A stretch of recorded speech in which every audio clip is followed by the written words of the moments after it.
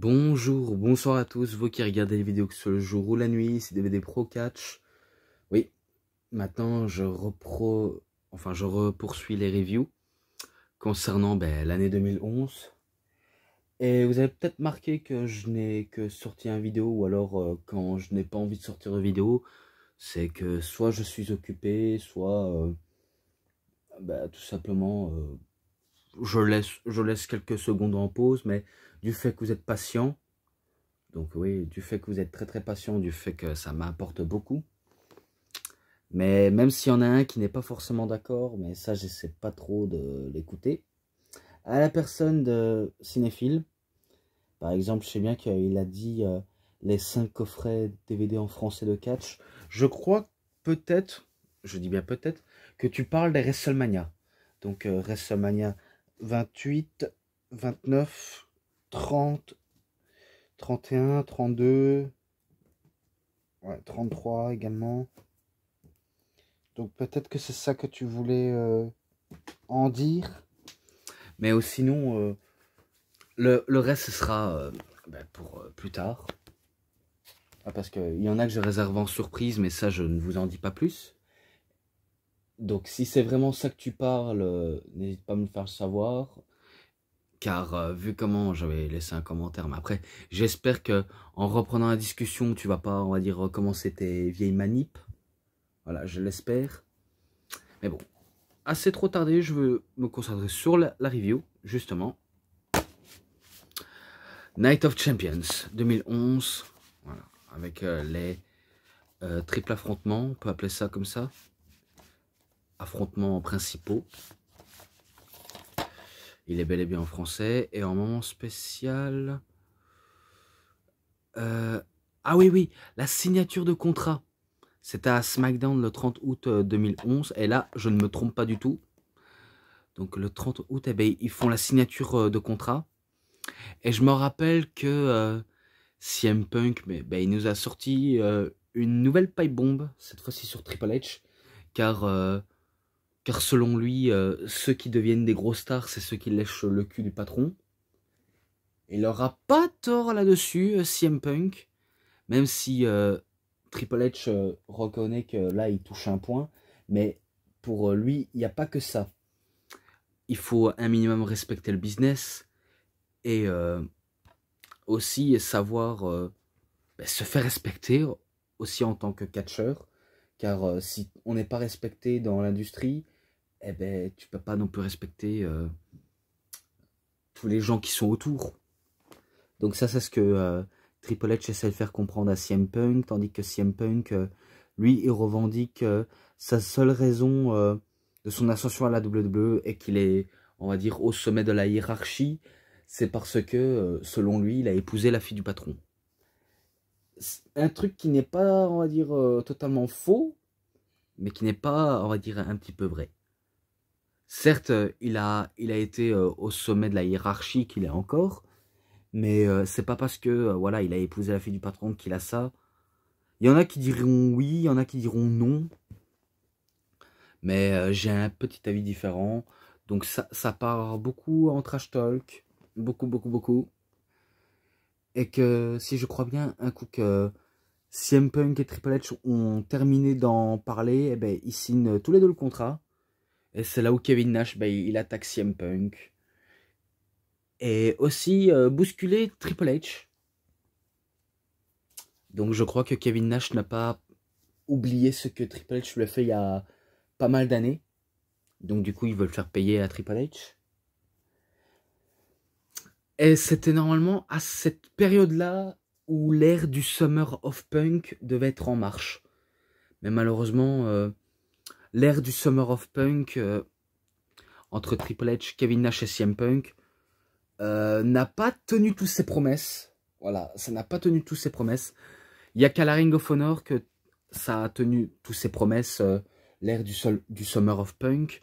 Mais sinon, à la WWE, ça a été vite stoppé net, quoi. Donc voilà, ça c'était pour le moment spécial. Je passe directement au match. Et j'espère que je ne vais pas trop m'attarder dessus. Alors, le premier match, c'est Daniel Bryan contre Heath Slater. Victoire de Brian par un bel lock, tout simplement, parce qu'il le bat tout simplement. J'ai pas énormément tout vu, mais tout ce que je sais, c'est que il le bat. Et que ce match-là, 3,20. Cette fois-ci, c'est pour les titres par équipe. Voilà, là. Donc, Airboom, équipe composée de Kofi Kingston et Evan Bourne, face Awesome Truth, donc l'équipe composée de The Miz et R-Truth. Voilà, pour les titres par équipe. Quand on combine le Miz et R-Truth, ben, ça fait vraiment ben, une équipe qui fait... Il y en a qui diront peut-être pas rêver, mais... Il y en a qui diront qu'ils ont un bon alchimie de racaille. Vu comment R-Truth, il a déjà la tenue qui va superbe avec. Et le Miz, ben, quelqu'un ben, qui essaie de se remonter après la perte de son titre de la WWE et qui commence, on va dire, à être saoulé de jouer les bons employés modèles. Car c'était ça, à cette période entre Kofi Kingston et le Miz. Enfin, Kofi Kingston et le Miz. Entre le Miz et R-Truth, qu'est-ce que je raconte? Donc, excusez-moi si vous avez un petit peu confondu. Enfin, si j'ai confondu. Mais entre le Miz et R-Truth, c'est sûr, ce sont des hors-la-loi. Vu comment ils ne veulent plus, on va dire, bosser pour la WWE, entre guillemets. Mais ils veulent créer l'anarchie. Vu comment le Miz et R-Truth voient de la conspiration partout. Ils voient toute la théorie du complot. Et du coup, ben, ils veulent plus soumettre au système. L'heure est venue pour eux de foutre la merde. Tout simplement, foutre la merde. Et que dans le match, ben... ça s'est laissé un petit peu ressentir, ça se voyait qu'ils ne veulent plus coopérer, même si, encore une fois, kayfabe. Mais bon. Et que ça permet aux face ben, de surveiller leur honneur, de protéger leur honneur, de montrer à Miz et R-Truth que ce ne sont pas des faiblards. Et qu'à la fin, si je crois bien, il y a disqualification, vu comment, si je crois bien, ils ont pris les chaises, ils ont frappé sur... Evan Bourne et Kofi Kingston, si je crois bien. Et du coup, si je crois bien, ben c'est victoire de Airbourne par disqualification. Voilà, et c'est là où le Miz et R-Truth, ils sont renvoyés au vestiaire. Et après, on apprend par Triple H, enfin, John Laurinaitis, qu'ils sont bannis de l'arène, qu'ils sont réellement bannis de l'arène pour le bordel qu'ils ont fait. Mais que dans la soirée, il va encore se passer quelque chose. Croyez-moi, je vais vous en dire. Donc pour ce match-là, ben, 3,5 pour le commencement. Là, c'est pour le titre intercontinental. Oui. Entre Cody Rhodes et Ted DiBiase. Donc oui, qui se rappelle de l'époque où Cody Rhodes, il portait le masque transparent, qui se sentait comme blessé, défiguré, ou auto-gerbé quand il voit sa propre face détruite. Même si on sait que son masque est transparent, mais il nous laisse prévoir que son visage est entièrement détruit, qu'il faut recoller tous les morceaux. Surtout quand Cody Rhodes parle comme ça, quelqu'un de traumatisé. Ouais, parce qu'il parlait tout le temps comme ça, un coup qu'il portait le masque. Et qu'il voulait que les gens mettaient les sacs en papier sur la tête pour leur faire prouver qu'ils sont moches. Enfin, vu comment Cody Rhodes était beau et que suite à son visage détruit, eh ben, il se dit lui-même qu'il est moche. Donc il se dit, vu comment les gens ils se disent qu'ils sont beaux alors qu'ils ne sont pas beaux, on va les mettre des sacs en papier sur la tête. Par des petits livreurs de sacs en papier. Et que si je crois bien, lors d'un épisode de SmackDown, il avait battu Ezekiel Jackson pour le titre intercontinental justement. Et c'est pour ça qu'il va devenir champion intercontinental jusqu'à ce que, si je crois bien dans des shows précédents que je vais peut-être vous présenter, eh ben ce sera plus le titre comme ça. Ce sera ben, l'ancien titre intercontinental des années 80 et 90 qui déchirait formellement, qui est un trésor pour certains catcheurs. Donc le cuir blanc avec le design côté classique ancienne qui plaira sûrement à tout le monde. Mais bon, concernant le match, Ben, beaucoup de coups de masque dans la tête de Ted DiBiase. Et il faut dire, Ted DiBiase Junior, il n'y a pas moyen de le sauver. Hein. Franchement, il est condamné à jobber. Mais après, c'est pas la faute de Cody. Hein. C'est pas la faute de Cody, c'est la WWE qui n'a pas voulu en miser gros sur lui. Alors qu'ils ont tous les deux fait partie de la Legacy. Fils de tel catcher. Et malheureusement, ben, c'est le plus fort qui gagne. Et le plus fort, ben, c'est Cody Rhodes. Vu comment il est doté d'avoir le sens du catch qui coule dans ses veines. Il le bague avec un crossroads et conserve le titre. Donc c'est sûr, c'est victoire de Cody Rhodes. Et ce match-là, 3,40. Car j'ai trouvé pas mal, malgré que ça a été rapidous. Et là, si je crois bien, c'est un match à 4, oui, Fatal 4-Way. Dolph Ziggler, accompagné toujours par Vicky Guerrero. Oui, la doudou de Christophe Agius. Bref, black à part. Contre Jack Swagger, Alex Riley et John Morrison. Donc c'était pour le titre des États-Unis, voilà. Pas mal d'échanges. Et aussi de petites psychologies. Donc il y avait des mini-psychologies, mais que ça partait de à toi à moi. On change d'adversaire.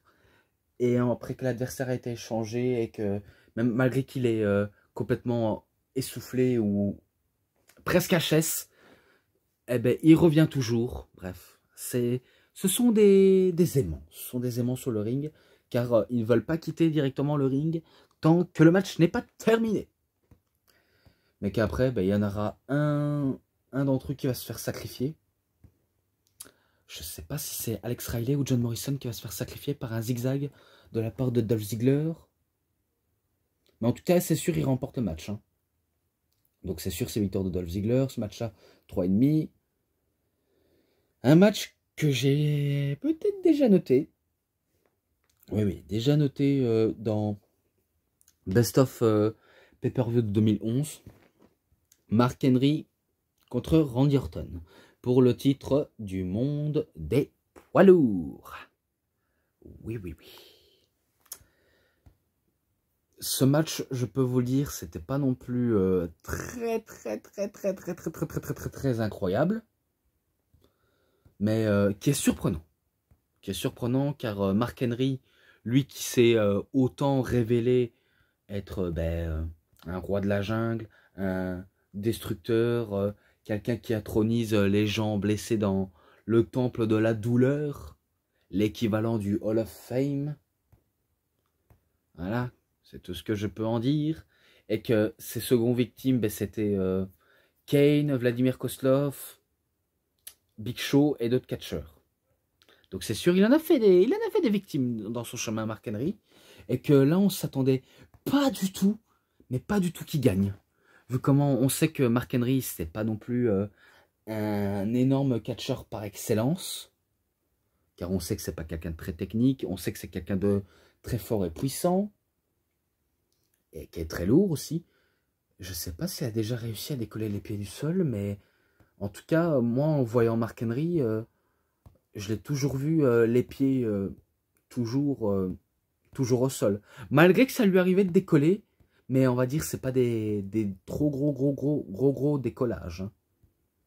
Bon, on fait ce qu'on peut avec le gabarit qu'on a, car il y en a qui sont hyper musclés, mais qui sont grands, qui font dans les 130 de kilos, et qui arrivent à faire des flips. Ça, il faut être un athlète pour le faire. Il faut vraiment être un véritable athlète.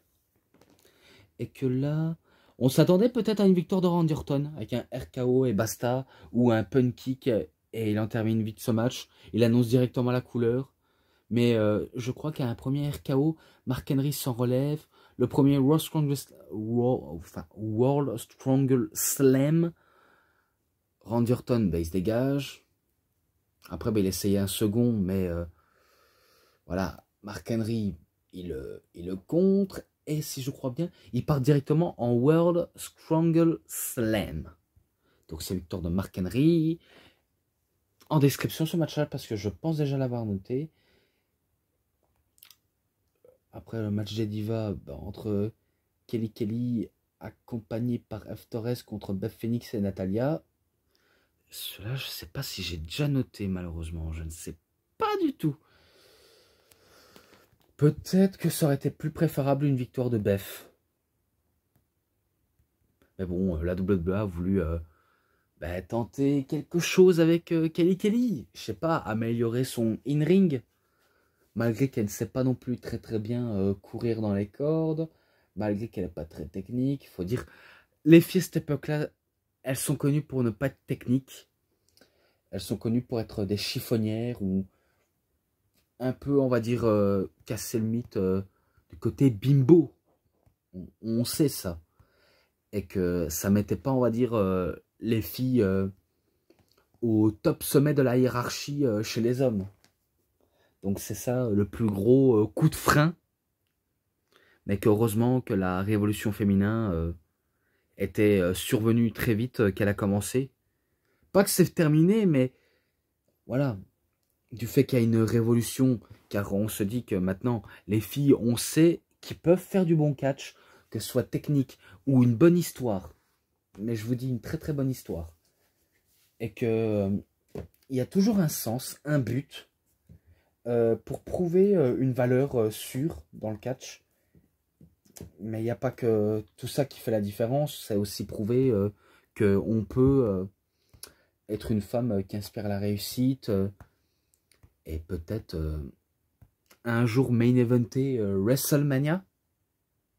Mais ça, ça arrivera dans quelques années, quoi. Ça arrivera dans quelques années. Pendant ce temps-là, c'était les traversées, pas le traversée du désert, mais je voudrais dire par là le traversée de la route, si je peux permettre.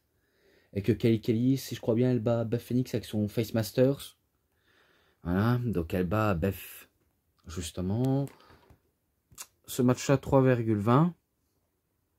Malgré tout. C'est pas parce que je n'aime pas les filles, non. C'est parce que c'est un peu moyen et que, voilà, je respecte les dames. Et quand il s'agit de donner la place aux dames, eh bien, je fais honneur aux femmes. Et surtout, il manque un petit peu de qualité. C'est un peu ça qui manque. Un petit peu de petite qualité. Et voilà. Donc plus que 2, après c'est terminé. Match pour le titre de la WWE. John Cena contre Alberto Del Rio. Eh oui. John Cena contre Alberto Del Rio. Vous savez bien que Alberto Del Rio, il a fait un cash-in sur CM Punk pour devenir champion de la WWE. Et que si je crois bien, il fallait un vainqueur pour voir qui va affronter Del Rio. Et c'est notamment John Cena qui avait battu CM Punk. Et qu'après, on se rappelle que Del Rio a attaqué Cena en traître. Notamment en le frappant avec le titre. Et aussi en le faisant laisser pourrir sa carcasse à l'extérieur du ring. Tandis que Cena doit se dire, est-ce que c'est réellement le champion ou tout simplement un champion de transition, un champion d'argent, un champion qui a été acheté. Parce que d'avoir offert le titre sur un plateau, on sentait qu'il y a une idée de McMahon. On sentait qu'il y avait une idée de McMahon, vu comment il y avait un petit penchant pour Alberto Del Rio, vu comment il a la gimmick vraiment d'un aristocrate totalement très très très très riche dans sa culture mexicaine, quelqu'un qui vit la belle vie, qui a des bagnoles, qui a de l'argent, qui peut faire ce qu'il veut, et que pour certains il est considéré comme un dieu au Mexique. Voilà, ça c'est l'authenticité de sa gimmick, et qu'il a un annonceur pour le présenter à chaque fois de ses entrées, ou encore si le manager ou l'annonceur en question, s'il pouvait le présenter au public, il le ferait, ou encore commenter ce que Alberto le ferait. Par exemple, Alberto mange des tacos, ou encore Alberto boit 10 litres de de bière, ou encore Alberto va aller faire pipi, ou Alberto va conduire sa bagnole, ou encore Alberto Del Rio vole aux pauvres. C'est vrai, souvent on peut dire que les riches adorent des fois profiter d'un peuple démuni. Hein. Il y en a qui diront que c'est une légende concernant autour des riches. Il y a des riches qui sont honnêtes, mais il y a des riches qui sont pas cool. Et que aussi pour certains pauvres, il y en a qui diront que pour les pauvres, justement, que l'argent fait le bonheur. Parce que pourquoi? Parce qu'ils n'ont pas grand-chose, ils n'ont rien du tout. Et que l'idée d'être riche, c'est tout simplement incroyable. Tandis qu'un riche qui a beaucoup d'argent, ben, ça fera pas toujours le bonheur, vu comment il sait bien qu'il a tout ce qu'il faut. Donc pour Alberto Del Rio, pour sa gimmick, c'était à peu près ça. Vu comment vous savez bien qu'il arrivait toujours avec la plupart des bagnoles différents, que ce soit un Rolls-Royce, une Ferrari, une Porsche, une Lamborghini, une Maserati, une Bentley, une Pagani, ce que vous voulez. Voilà, des bagnoles de riches auxquelles il s'inspirait. Ça lui intéresse et qu'il fait toujours son entrée avec. Et bien cette fois-ci, ce ne sera pas du tout le cas. Vu comment il arrive à pied, tout simplement. Là, il se dit, je vais demander où est-ce qu'il est ma clé, parce que cet enfoiré n'a quand même pas pris ma clé pendant que je me change. Donc il s'adresse à Ricardo Rodriguez et qui lui dit à Ricardo, où est-ce que tu as mis les clés de ma bagnole de cette semaine-ci ou de cette soirée-ci, car je la veux pour faire mon entrée, s'il te plaît. Où est-ce qu'il est? Et il lui dit, je l'ai pas la clé, j'ai pas la clé de la bagnole. Et que c'est là où la voiture de Alberto Del Rio se pointe à l'arène. Et là, on comprend direct qui était dans la voiture. Vous ne rêvez pas, c'était John Cena. Qui conduisait la voiture. De toute façon, vous saviez, si vous ne savez pas, John Cena, c'est un passionné de collection de voitures. Il a vraiment tout dans son garage. Il en a un paquet. Mais ça, je vous avais déjà dit dans My Life. Mais il faut dire, aujourd'hui, il en a... Je sais pas combien il a dans la voiture, mais en tout cas, c'est un sacré collectionneur. Hein. Et que je me rappelle quand il va jusqu'au ring, il prend le micro en disant qu'il avait volé sa Ferrari. Je sais pas comment il est parvenu, mais peut-être qu'il s'était dit pendant que lui changeait, ou alors tandis que les gars de l'arène transportaient jusqu'à cette arène-ci, ou en transition entre le Mexique et les États-Unis, il lui a dit qu'il lui a piqué sa Ferrari. Ouais, peut-être quand il s'est changé, mais je ne sais pas malheureusement. Je ne me rappelle plus de certains promos qu'il a dit, John Cena. Mais tout ce que je sais, voilà, tout ce que je sais, c'est qu'il lui a volé sa voiture et qu'il en a fait son entrée spéciale. Et quelle entrée spéciale stylée. Donc voilà, le match commence, Alberto Del Rio prend l'avantage, en le faisant que des coups de pied, des high kicks ou des enziguri. Mais John Cena, il va pas se laisser longtemps allumer, vu comment il utilise sa force, sa puissance et ses muscles pour parvenir à la technicité et la lucidité d'Alberto Del Rio, malgré qu'il a besoin d'un annonceur, manager pour venir à sa rescousse, mais ça ne va pas arrêter John Cena, loin de là, ça ne va pas l'arrêter. Et que si je crois bien, John Cena fait un attitude adjustment, et que c'est là où Alberto Del Rio il relève l'épaule. Mais quand Alberto Del Rio il fait le Juji Katame, le cross arm breaker, le bras en croix, enfin la croix brisage de bras quoi. Et bien John Cena, heureusement qu'il avait la lucidité de prendre sa main pour éviter que ça parte directement, parce que si ça part, John Cena, il aurait un bras en moins, parce qu'il ne faut pas croire, les cross-arm breakers, donc la croix en brisage de bras, ça fait quand même un peu mal. Quand on met toute sa force ou toute son endurance, ça peut on peut se disloquer l'épaule, on peut s'arracher une partie de l'os du bras, ça peut terminer. Tandis que John Cena, lui, il a besoin de ses deux bras, sa puissance. Et après, il a chaîne avec un attitude adjustment et le STF, et qui fait abandonner Alberto Del Rio. Donc c'est lui le nouveau champion de la WWE. Voilà, voilà, voilà, voilà. Et ce match-là, je ne sais pas si j'ai déjà noté. Oh putain, je ne sais pas si j'ai déjà noté. Oh là là là là, je ne sais plus. Mais je crois que je le mettrai à 3,40. Je le mettrai à 3,40. Et maintenant, on passe au dernier match. Donc, match sans aucune disqualification, pas de décompte extérieur. On peut gagner par tombée, soumission, même KO si on peut vulgariser ça.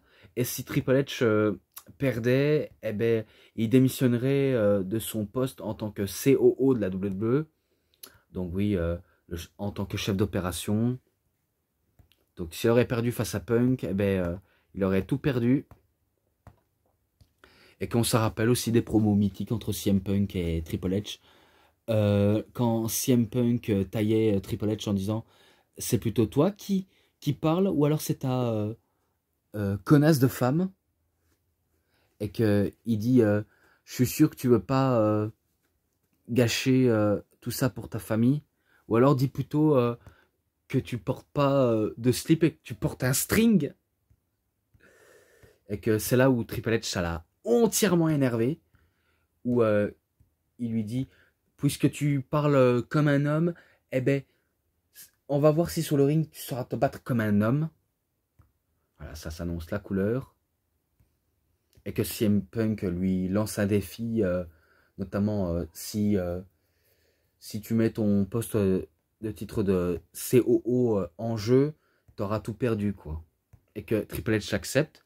Et on se rappelle aussi que CM Punk parlait quand il a fait ses débuts dans le roster, je crois, ou apparition. Je sais bien qu'il avait fait une apparition dans le roster, mais notamment au Survivor Series 2006, où CM Punk disait... par contre, il aurait pu mentionner deux autres personnes. Hein, parce que je sais bien qu'il avait dit, lorsqu'on était dans la même équipe au Survivor Series, face à l'équipe de Rated RKO, les gens ne chantaient pas Shawn Michaels ou Triple H ou la DX ou même les Hardy Boys ou Jeff Hardy, Matt Hardy, mais ils chantaient ceci, CM Punk, CM Punk, CM Punk. Et aussi son fameux slogan, quand va arriver les glaces WWE? Oui, car on attend toujours les glaces WWE, alors que on l'a eu à la Ah putain, j'arrive pas à parler. On l'a eu à la EW. Et je vous cache pas, j'avais vu les images pendant le retour de CM Punk. On a eu des glaces d'AEW, tandis que la WWE n'a pas fait du tout ça, tout simplement. Et c'était très très très décevant. Ouais, donc Triple H lui promet qu'il va lui botter le cul et qui mentionne son vrai nom. Et je ne déconne pas. Il dit Triple H le vrai nom de CM Punk. Donc il va citer son nom complet, Phil Brooks. Et non, je ne déconne pas. Allez voir sur son Wikipédia, vous allez voir qu'il s'appelle Phil Brooks ou alors Philip Jack Brooks. Philip Jack Brooks. Et tandis que CM Punk, il fait la même chose en disant à Triple H, moi aussi je vais te botter le cul, Paul Levresque. Donc il mentionne le vrai nom de Triple H, alors que normalement, vous savez bien, dans le monde du catch, on n'a pas le droit de mentionner les vrais prénoms des personnes. Et c'est là où on se rappelle des micros qui coupent. Et que Triple H lui met au défi en disant « Allez, vas-y, frappe-moi avec, espèce de fils de... » Donc il lui frappe avec le micro sur la tête et il fait le signe des X en lançant son pipe bomb. Voilà. Donc ça mène directement à ce match. Et que je me rappelle que ça partait directement alors que Triple H n'a même pas terminé de faire son entrée. Vous voyez, la douche royale quand il crache de l'eau. Ça a été interrompu vu comment il commençait directement la bagarre, mais CM Punk il va vite le payer pour l'avoir interrompu son entrée. Mais ça n'arrête pas Punk, hein. Ça n'arrête pas Triple H, ça n'arrête pas du tout Punk. Donc voilà, ça n'arrête personne. Et que c'est là, on se voit que on voit que ils se bagarrent, ils se bagarrent, ça s'enchaîne des prises. L'un veut prouver qu'il est meilleur que l'autre, et l'autre qui veut prouver que en tant que chef des opérations, il fait du bon taf. Donc c'est du qui tout double. Et après, on se rappelle notamment de l'intervention de Misère Trouf qui tabassait CM Punk et Triple H. Ou alors je crois qu'il y a eu d'abord l'intervention de Kevin Nash. Mais ça je crois que c'est en dernier. C'est en dernier. Mais c'était plus le Misère Trouf qui interrompait ce match. Et on se dit mais qu'est-ce qu'il fout là? Ils sont pas censés être là. Et si je crois bien ils avaient tabassé les catcheurs en coulisses. Ou alors c'est dans le show précédent que je vais peut-être citer. Mais je sais bien qu'à cette époque-là, ils veulent l'anarchie. Et que normalement, ça devait être même pas le Misère Trouf d'avoir le scénario là. Ça devait même pas être eux. Ça devait être Tyler Rex et Kurt Hawkins, je crois. D'avoir le scénario pour foutre le bordel. Voilà, l'idée a été volée et que c'est le Misère Trouf qui font l'anarchiste. Donc ils veulent coûter ce que la WWE leur a un peu coûté. Mais qu'après on sait bien que Punk va les allumer, Triple H va les allumer, voilà. Et qu'après un coup qu'ils ont allumé Misère Trouf, eh ben c'est là où Kevin Nash il attaque Triple H par derrière, il va commencer à allumer CM Punk, notamment avec le Jackknife Powerbomb. Et c'est là où Triple H, il prend sa massue, il fout un coup de massue dans la gueule. Et du coup, ben, il ne restait plus qu'à faire le tomber sur CM Punk. Mais sauf que CM Punk, il se relève d'un Jackknife Powerbomb. Et que Triple H, si je crois bien, il enchaînait son deuxième pedigree. Alors que le premier pedigree, CM Punk s'en est relevé. Mais que là, le deuxième, il ne va pas s'en relever du tout. Et du coup, ben, c'est victoire de Triple H. Et que ce match-là, ce sera en description. Tout simplement, ce sera en description. Et que moi, j'en ai fini avec cette review. J'espère que ça vous aura beaucoup éclairé. Voilà, donc j'essaie de dire tout en profondeur. Toujours avec un sens et un but. Mais bon, voilà, j'espère que vous m'aurez au moins compris. Pour ce qui est match, sainement promo, le petit bonus et l'ensemble, je crois que je lui mettrai un 4,40. Voilà, un 4,40, ça peut suffire. Et cette review est terminée. Vous connaissez la chanson, c'était DVD Pro Catch. Si cette review vous aura réellement bien plu, vous savez ce qu'il vous reste à faire. Likez la vidéo, commentez, partagez, abonnez-vous à ma chaîne, cliquez sur la petite cloche pour avoir plus de notifications des prochaines vidéos. Et moi je vous dis bonne journée, bonne soirée à tous. Au revoir tout le monde pour une prochaine vidéo. A plus à tous les fans de catch.